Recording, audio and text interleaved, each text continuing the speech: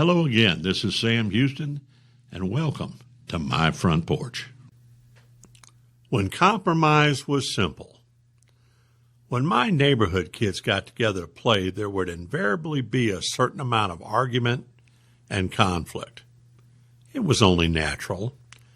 I'm pretty sure it's nearly impossible to have 6 or 8 human beings come together to undertake a course of unified group action without there being some degree of conflict. Just imagine 4 couples trying to determine where to go to eat dinner, and you'll instantly know what I'm talking about. As children, that conflict might be who we're going to have on our team as we choose up sides to start a kickball game.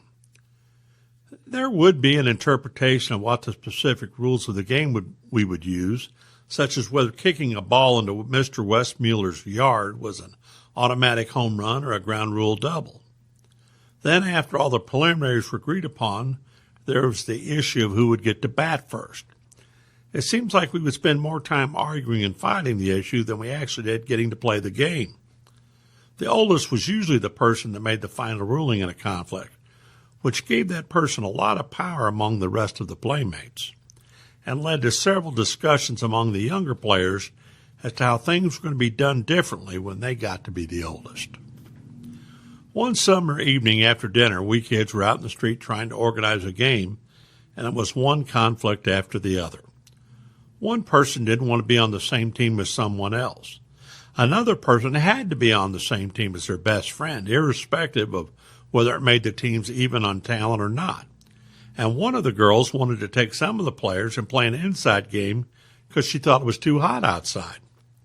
The conflict and discussion continued for what seemed to be an interminable amount of time until Mr. Fralick, who had been quietly sitting on his front porch across the street, reading the evening paper, sat the newsprint down, walked over to us kids and said, "Wouldn't it be more fun playing instead of sitting here and arguing with each other all night?"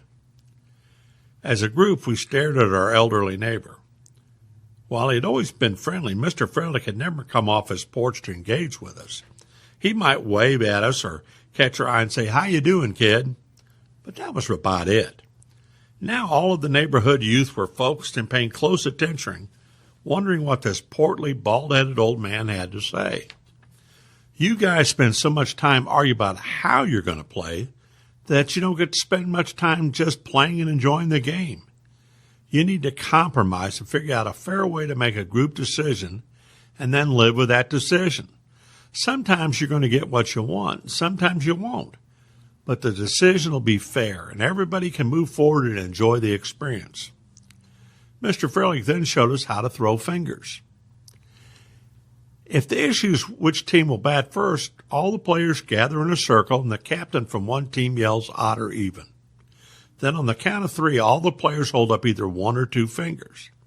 Add up the fingers, and if the number is even, and it matches what the captain shouted out, that's the team that gets to bat first. The decision is made, it's fair, then you go ahead and start playing and enjoying the game. We kids thought we'd found a new toy. Our struggles were solved. Instead of arguing, calling names, we were given a way to resolve a conflict which was fair, quick, and let us get on to what we really wanted to do, which was to play the game and have fun. Oh, we still had disagreements, but it taught us to work together and each make reasonable compromise. An important lesson learned, one I wish more people had learned in their youth. Thanks, Mr. Fralick. Thought for the day.